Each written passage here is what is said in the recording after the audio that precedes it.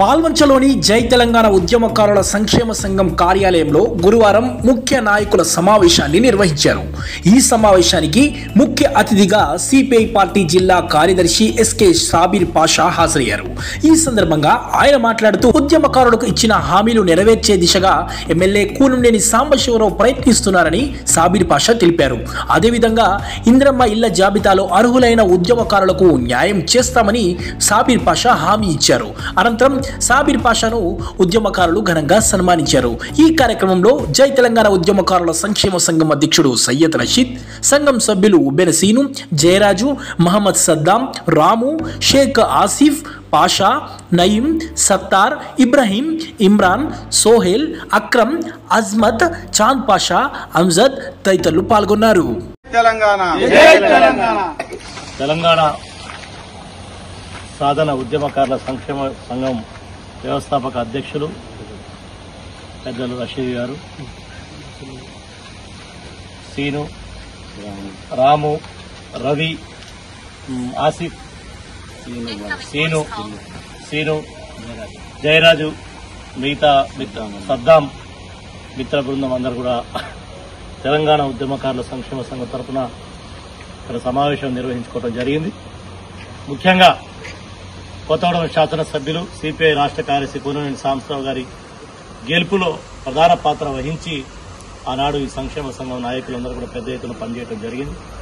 ఆ సందర్భంగా అసెంబ్లీ జరుగుతున్నటువంటి సమయంలో రషీద్ గారి నాయకత్వాన తెలంగాణ ఉద్యమకారుల సంక్షేమ సంఘానికి ప్రభుత్వం హామీ ఇచ్చిన ప్రకారం ఆ ఉద్యమంలో పాల్గొన్న ప్రతి ఒక్కరికి 250 గజాల స్థలం ఇవ్వాలనే అంశాన్ని మరి అసెంబ్లీ స్థాయిలో కూడా మాట్లాడి దాన్ని నెరవేర్చాలని కోరటం జరిగింది. అది ఎమ్మెల్యే గారు ప్రభుత్వంతో మాట్లాడి మరి రాష్ట్ర వ్యాప్తంగా తెలంగాణ ఉద్యమకారులకు న్యాయం జరిగే దాంట్లో ఆయన కూడా ఉద్యమంలో పాలు పంచుకున్నాడు కాబట్టి ఆ ప్రయత్నం కొనసాగుతా ఉంది. మన నియోజకవర్గానికి సంబంధించి మరి ఇందిరమ్మ ఇళ్ల సర్వే జరుగుతున్న సందర్భంలో మరి అనర్హులకు పోకుండా అర్హులైనటువంటి పేదవాళ్లకి ఇందిరమ్మ ఇళ్లు ఇవ్వాలనేటువంటి ప్రభుత్వ నిర్ణయంతో మన ఎమ్మెల్యే గారు కూడా ఖచ్చితంగా ఎవరికైతే ఇల్లు లేదో పేదలందరికీ అది చెందాలి, దఫల వారీగా అందరికీ న్యాయం చేయాలనే ఉద్దేశంతో కూడా వారు పనిచేస్తా ఉన్నారు.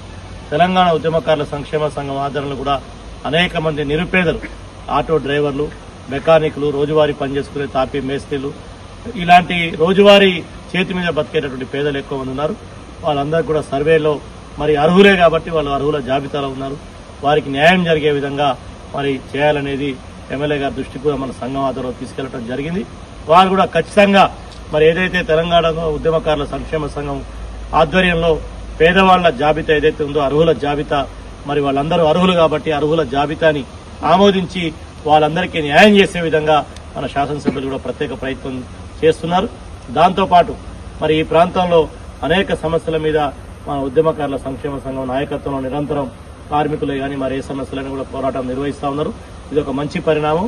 భవిష్యత్తులో ఏ కార్యక్రమాలు ఈ పాలొంచ ప్రాంతంలో తీసుకున్నా ఇటు సాంబశివరావు గారి సమక్షంలో వచ్చే అభివృద్ది కార్యక్రమాల్లో కానీ మంచి కార్యక్రమాలన్నింటిలో తెలంగాణ ఉద్యమకారుల సంక్షేమ సంఘం యొక్క భాగస్వామ్యం తీసుకుని ముందుకు పోయేటటువంటి ఆలోచన చేయడం జరిగింది.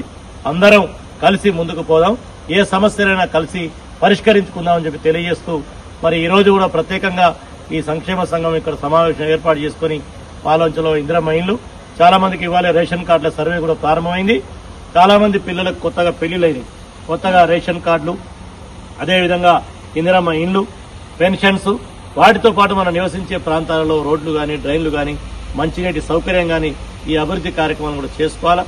దాంతోపాటు ఇవాళ పాల్వంచ కొత్తగూడెం ఇదంతా కూడా ఒక కార్పొరేషన్ గా ఏర్పాటైన నేపథ్యంలో 800 మరొక ప్లాంట్ కూడా తీసుకురావాలని సాంబశివరావు గారు ప్రభుత్వంతో నిరంతరం మాట్లాడుతా ఉన్నారు.